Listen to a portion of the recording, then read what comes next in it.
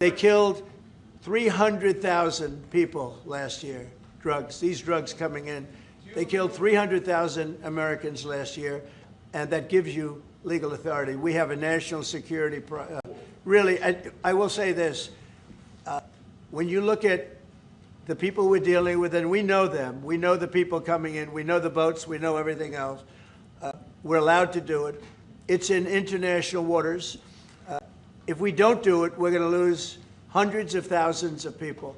Now, they'll be coming in by land a little bit more because they're not coming in by boat anymore. There are no boats in the water. There are no more boats. We know the boat almost immediately.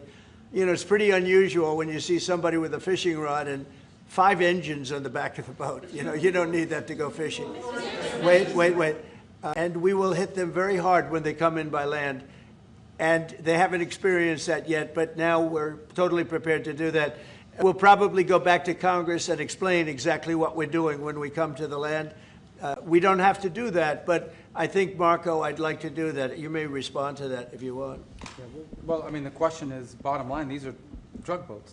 If people want to stop seeing drug boats blow up, stop sending drugs to the United States. But does it matter if it's in the United States? Well, these are all in international waters. The boat. Do a strike in the United States, or if well, that's a different matter. Now you're talking about a law enforcement matter. In this particular case, there are people traveling on international waters headed towards the United States with hostilities in mind, which includes flooding our country with dangerous, deadly drugs. And they're going to be stopped. And that's what's happening. And in the case last week, you saw there was a submarine. It was a submarine. It was a submersible. That's a drug boat all the way through. We know what these boats are. The president just said it. We track them from the very beginning. We know who's on them, who they are, where they're coming from, what they have on them. You know, if you're running drug boats, you're in grave danger. And drug usage is way down, and drug usage coming from the sea, they call it ocean drugs, a little term that they use, the ocean drugs, is very close to non-existent right now. I wouldn't want to be in one of those boats heading away. You know, they're driving happily to destroy the lives of people, and they end up, that's the end of them. So the ocean drugs and the sea drugs, drugs by sea they call it also, that's almost down to nothing, as you can imagine.